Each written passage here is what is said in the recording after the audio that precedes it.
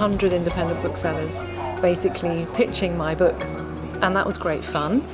And my book is a lot about community. It's about village life, and it's about the endurance of love, of families that people have to make for themselves rather than families that you are born into. And it's about mothering a child that isn't yours biologically. And it's about the endurance of friendship. And so after the pitch bit, when we were mingling in the crowd, Tracy came up to me and she said, "I think your book would be a good fit for our community project." So the Kett's Community Book Project is about taking a book and making that book the community's book for a year.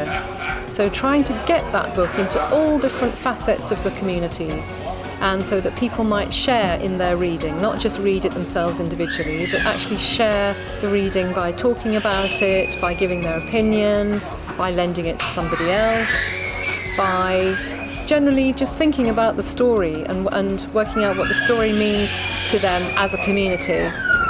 So we've been to Heatherset House, which is a care home quite near here, and I was privileged to have a talk with some of the residents of the care home who had lived through the war years. The book is set primarily in the Second World War, although it spans several decades in total, and they were delighted to share their memories with me. And I also spoke about people who've been evacuated to Wymondham, so I was able to bring the experiences in the book together with the experiences of people who'd actually been here during the war, and they'd been evacuated mainly from Gravesend, but from other places in London as well. They'd come down to be safe during the war. So there's that history. Wymondham has been a community of accommodating people, giving them shelter, and receiving and accepting people who are vulnerable, the young and the people without their parents around them. So I thought that was a very important aspect of the book that I could talk about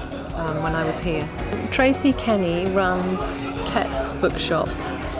It's an absolutely fantastic community resource, and apart from Tracy herself, every single person who works there is a volunteer. So nobody gets paid. They come and they do it out of love for books and love for the bookshop. They can get you any book you want within 1 or 2 days from around the world, but they also do masses of local events, writers' events, and events for children. They've got a wonderful selection of children's books, and they really are one of the many hubs of this community, this fantastic community.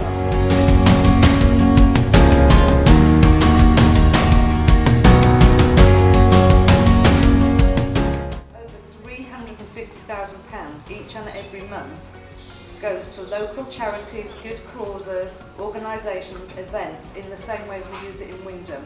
And I think that's something, I know that's something that we as partners at Waitrose Wymondham are really proud of. And I think you can tell that from the way I talk.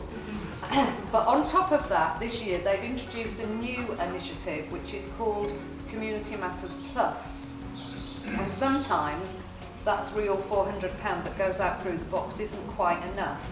And so Community Matters Plus is, we can make an application 4 times a year to head office at Bracknell, and there is 3 amounts of money that can be applied for every 3 months. So all the stores, 350 stores, can apply for this pot of money. The very first one has just been announced. There's an amount of £10,000. So obviously if somebody needs to do a really big project that's going on in their community, then they can apply for the £10,000. Then there's a £4,000 and a £1,000. And the very first time that we were talking about in the branch, and I said, we haven't got anything to apply for, let's wait until we've got something to apply for. And then Tracy and I had a phone call one Sunday evening, and I went, "Oh, Tracy, you've just given me an idea." So we made an application to this Community Matters Plus, and well, we've obviously bowled them over because they've given us the £1,000 to promote one community, one book, and obviously we're really proud to be part of this initiative, which is taking the joy of reading right across the community, and hopefully we're going to be able to organise events that bring people in who live in isolation. And we've got a really good idea at Waitrose Wymondham. We have customers that I hope you all get good service when you come to our branch, but we have customers in the branch who we know on a personal basis, and they often say to us, I won't speak to anybody until I come back to the branch in next week or 2 days' time. And so we're going to approach 4 or 5 of those people in the first instance and give them a copy of We Must Be Brave, and let them take it away. And then we're going to invite them for afternoon tea at Waitrose, and hopefully we can start our own little book club for people who live in isolation, which is...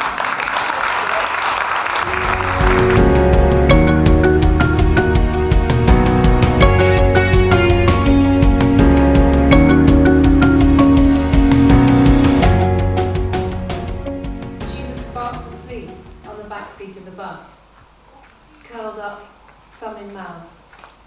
4, maybe 5 years old. I turned round. The last few passengers were shuffling away from me, down the aisle to the doors. Whose is this child? I called. Nobody looked back. Perhaps the bombing had deafened them. Or maybe they simply didn't want to hear. Please, someone's left a child. But they were gone, making their way down the bus steps and joining the line of people straggling towards the village hall. It was lucky I was here, checking every bus. Otherwise, this small girl might have gone all the way back to Southampton. Everybody knew the city was still on fire. We'd seen the smoke from Beacon Hill.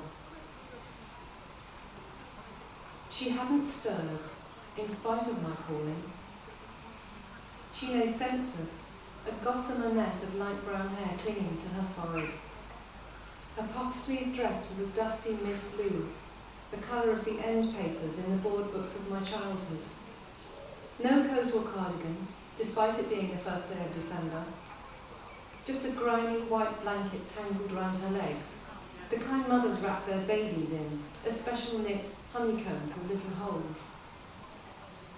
I shook her small round shoulder. Wake up, little one. Wake up. The thumb fell out of her mouth, but she didn't open her eyes. I stroked back her hair. Her skin was warm and slightly damp.